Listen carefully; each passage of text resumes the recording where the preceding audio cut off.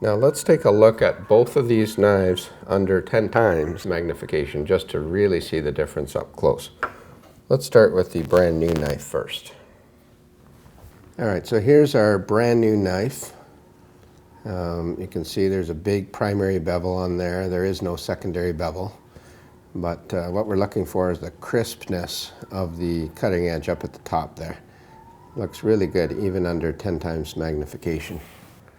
Now here's the one that was just sharpened recently.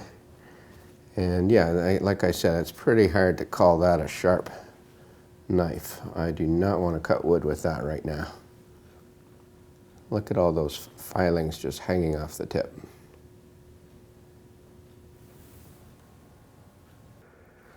All right, so now let me show you what you can do about this. We can start honing the bevel side as well as the back using some water stones or diamond stones. Now honestly, water stones are not designed to handle high-speed steel, so it takes a little longer. But if that's all you have, it will work. It just takes maybe, a few dozen extra strokes. But I'll show you a diamond stone option as well as water stones, and you use whatever you happen to have at the time. All right, I'll go get my stones and be back in a second. Well, once I have it, here's the beauty of the jig. I can pop the jig out after honing the first knife, rotate to the next knife, drop the jig in from the top again,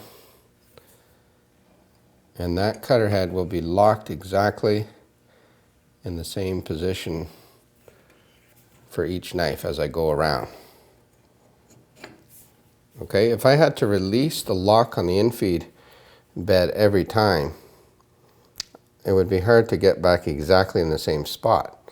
But because the jig can be popped straight up and down, I can get back to the same position every time.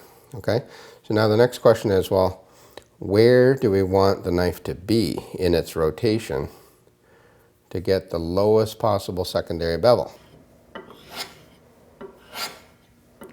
If you want the three knives absolutely identical in height, you would keep rubbing until it refuses to cut anymore. See, already the cutting's getting way quieter, which means the stone is barely taking any more metal off. But you might have one area where the metal's slightly higher and you have to do more strokes. That's okay. Okay, that's already done.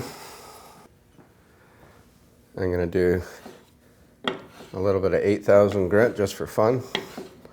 I mean, because this takes so little time, I mentioned before, 1,000 grit really is plenty for a joiner. But